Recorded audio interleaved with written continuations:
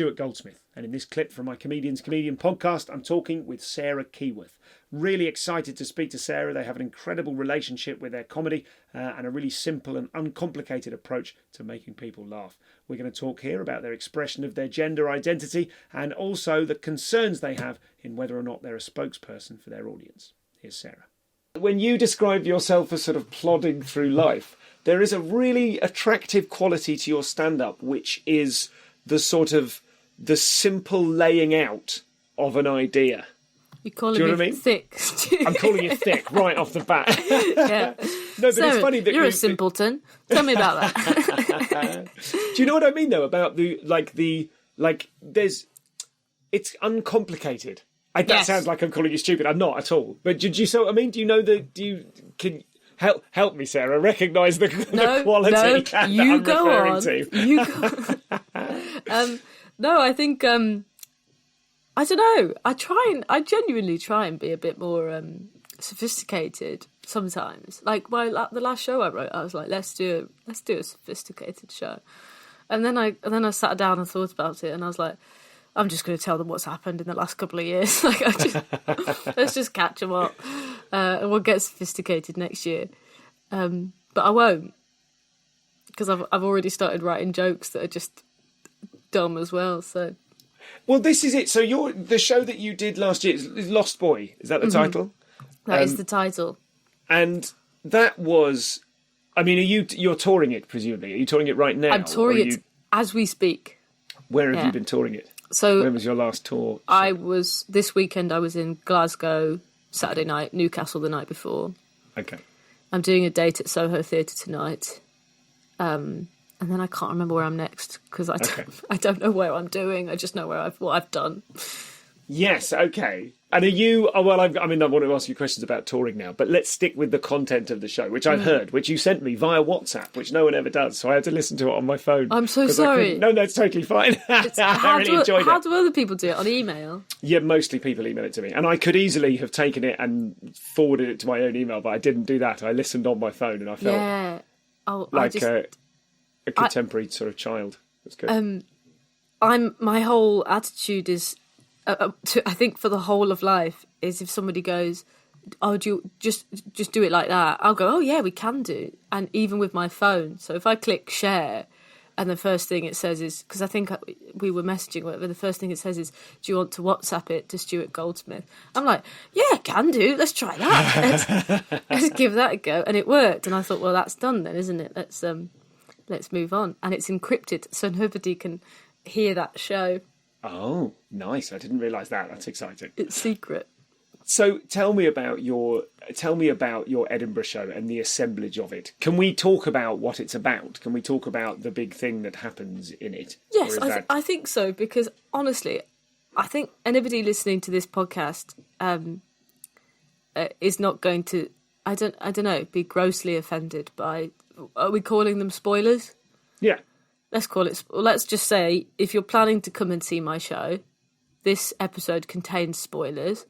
So if you've got tickets for the tour and you don't want to know what happens, and it is a spoiler, I think, because there is a sort of fun surprise, then listen to this episode after you've seen it, or get over yourself.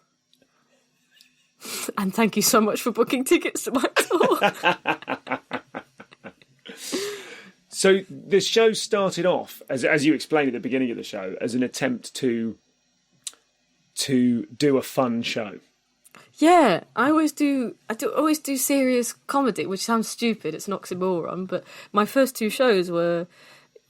My first show was about women and girls and how sort of gender stereotypes and how you can't really escape them in childhood. And then my second show was about my relationship with masculinity and my gender identity and all that. And then when I was writing my third show, I was like, I didn't know what to do. Well, this was in 2020, so it was fresh off the back of that second show. I didn't know what I wanted it to be, and I was like, I'm not going to do another show about my gender identity, because I think I'd said everything that I knew about myself at that point.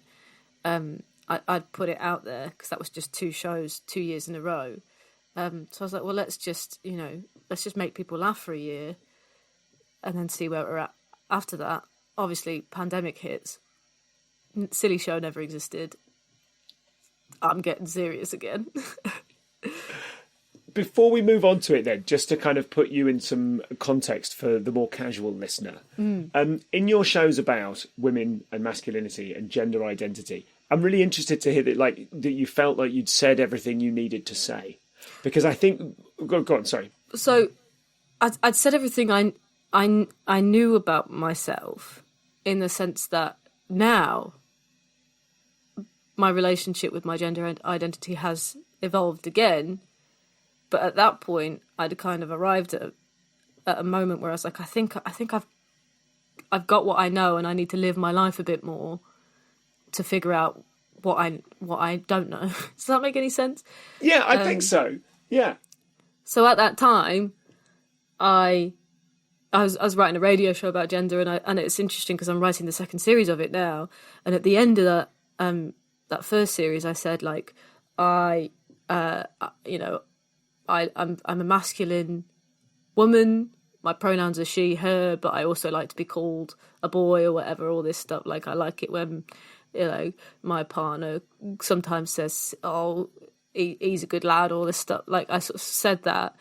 Whereas now, I have said publicly that I identify as non-binary, and those things aren't necessarily true anymore, and my understanding of gender identity has changed, and my experiences have changed in the space of 2 years, because that came out at the end of 2020. So it was just like writing a show at the start of 2020. That was those things were true, and I believed them to be true, and I'd kind of said that. Gotcha. Okay. And is there something... I feel like you and I had an exchange briefly when we saw each other at like a preview. Or I can't remember where it came up. But I wondered whether... And forgive me if this is something I'm inferring rather than something you had implied. But I got the sense that you didn't want to kind of be known as a comedian who focuses on gender identity. And you were sort of in danger of being known as that. I think that anybody who is a diversity tick box in terms of being a woman or a person of colour or a queer person, anybody that you would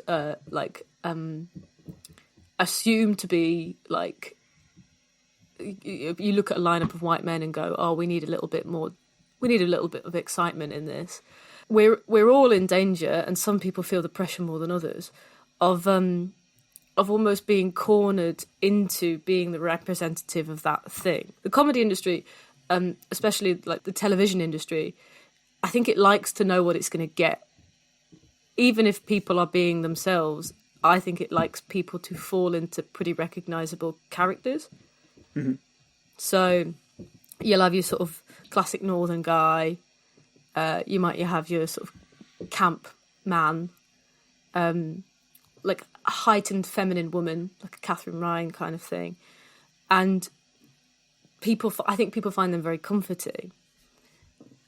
But as a comedian, as being just an individual human being, Katherine Ryan can and does talk about anything that she wants, and she's amazing at it.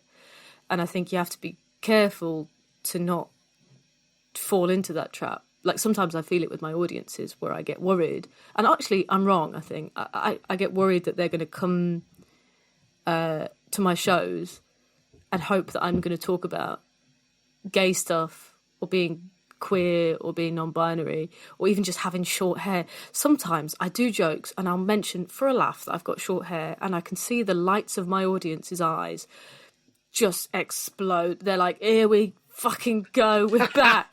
She's in. Yes, we all have short hair as well. And I'm like, yes, we can collectively. Sometimes I'm like, yes, I'm here and I'm gay and I have short hair, and we can all understand that can be the sort of unmentioned context of this whole thing. But let's have a chat about something else. Yes, because it must be presumably limiting. My assumption would be it could be limiting or tedious for you as a performer for any performer whose audience feels like they're there to see a certain thing. Yeah. Like, regardless of your feelings about gender or your gender identity or any of those things, sometimes you want to talk about jelly babies. Absolutely. And so you need, I would guess, and this isn't something I've experienced as a straight white male performer. I've got no idea what their expectations of me are, and they haven't thought of them, and they're probably so kind of implicit that no one's ever said them out loud. But I don't ever have to worry that I'm not talking about the stuff they want me to talk about. It's kind of... I've recently found myself in a weird situation where I'm like, if I did fully lean into it and just went full gay, like soft butch comedian, and all of my stuff and all my content and everything online was like sort of queer orientate, or what's that word? It's queer. Oriented. Everyone always says orientated, but it's oriented. Yeah, that sounded weird in my mouth. Queer oriented.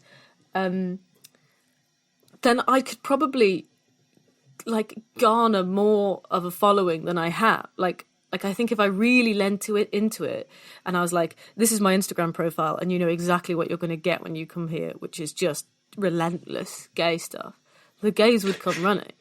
Relentless gay stuff would be a great name for a show title to test this theory. Yeah, but they'd go mad for it. But at some stage, you just feel like in my opinion, the best comedians of the world are the ones that can, you know exactly who they are, but they can talk about anything. They can do whatever they want. They can cover whatever ground they want. And you know that, like, you see comedians come out and they'll talk about their partners, and you just know what gender their partner is or what their life is like. And that's obviously like profile and status and things like that.